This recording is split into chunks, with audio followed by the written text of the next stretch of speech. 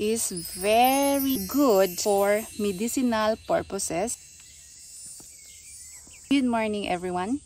In this video, I'm so happy and excited to share it with you guys. Kung meron kayong mga weeds or mga damo dyan na akala nyo is nonsense, na wala lang.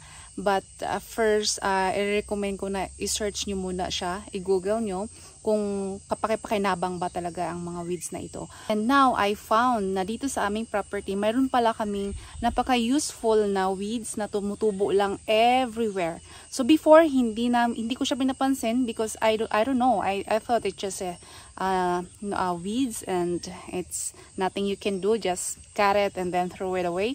But since it happened when we have Austrian lady who's rented in our casita sa small house namin, sinabi niya na this weeds or this grass is very good for medicinal purposes, and they make it as medicine, natural medicine for so many kinds of sickness.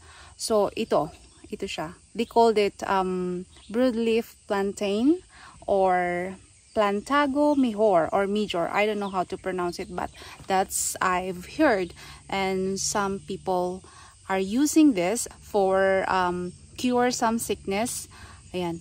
So I'm so lucky. And now, isa pa yung pinaka nagpasaya talaga sa akin dahil when the Austrian lady told me, the chicken would love it. So binigyan niya yung mga chicken ko. And they love to eat it. Ayun na nga, trinay ko and totoo nga. It's really true na they really likes it. A day after, I give them some of this. I'm just pulling it out from our backyard and anywhere. So, nag-aagawan sila. And then I show you, every time binibigyan ko sila nito ng leaf na to, ang saya-saya ng mga chicken ko. Talaga nag-uunahan sila. Maliban sa banana leaf, dahil ang banana leaf gustong-gusto din nila, it's rich in minerals and other vitamins na din. So, ayun, masaya ako dahil hindi ko na kailangan bumili ng kung ano-ano. Kasi sa mga fruits ko dito sa property, gustong-gusto din nila yung papaya and ano pa ba, saging. Ayan, gustong-gusto nila. So, I'm so happy. Ayun lang, gusto kong i-share sa inyo guys na kung may mga ganito kayong weeds sa inyong property, yan, try nyo research and it's really true talaga. Ginagawa din nilang tea. Yeah, tinignan ko sa yun, adami. May mga YouTube din video about this. So, you can check it out. Yan. Papakita ko sa inyo ang picture. Yan. Ganito ang itsura ng ating broadleaf plantain. Yan. Wide leaf and then may flower yan siya. Magpa-flower yan siya hanggang tumaas siya o lumaki. Ayan, nagpa-flower na. Like that. And they said you can eat it raw. Some people, they're adding it on their salad. Masarap daw yan. I tried but wala siyang lasa. Pero wala namang nangyari sa akin. Yan lang.